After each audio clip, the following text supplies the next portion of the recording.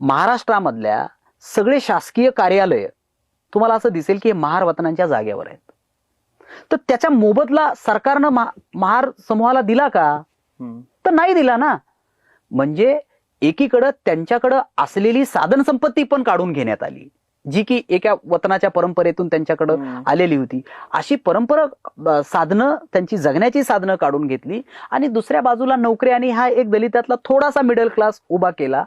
परंतु आजही बहुसंख्य दलित समाज त्याच्या रोजी रोटी शिक्षणासाठी हे आहे आणि तो रोज संघर्ष उभा करतोय. हे बघा, कुठल्याही समूहाला कोणाला तरी आपल्या इच्छेनं गरीब राहायला कोणाला आवडेल?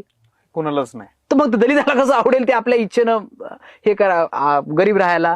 मुद्दा असा आहे की त्यांच्या विकासाच्या संधी सरकारनं काय निर्माण केल्या, त्यांच्या विकासासाठी काय अवकाश निर्माण केला, याचा जर विचार केला आपण तर आपण बघू शकतो की त्यांच्याबरोबर गेल्या 50 वर्षामध्ये आंबेडकराच्या नंतर सुद्धा खूप मोठं डिस्क्रिमिनेशन केलं गेलं. त्यांच्यासोबत आजही भेदभाव केला जातो, त्यांच्यासोबत आजही अमानुषतेने भेदभाव केला जातो. म्हणजे उदाहरणार्थ तुम्ही सरकारचा संदर्भ दिला असा म्हणून सांगताय.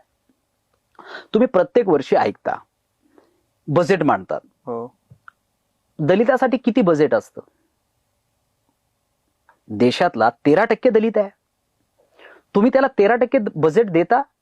सरकार देतं का बजेट? की जे की कॉन्स्टिट्युशनल प्रोव्हिजन आहे, बजेट देत नाही. बरं, बजेट दिलं तर तुम्ही ऐकता नेहमी बातम्या मार्च एंडिंगला की अजित पवारांनी दलित बजेट जलसिंचन विभागाकडे वळवलं, अमक्या विभागाकडे वळवलं, तमक्या विभागाकडे वळवलं, निधी वळवला. का बरं दलितांचाच निधी वळवला जातो? आणि मग परत आपण म्हणतो की हे दलितांनी.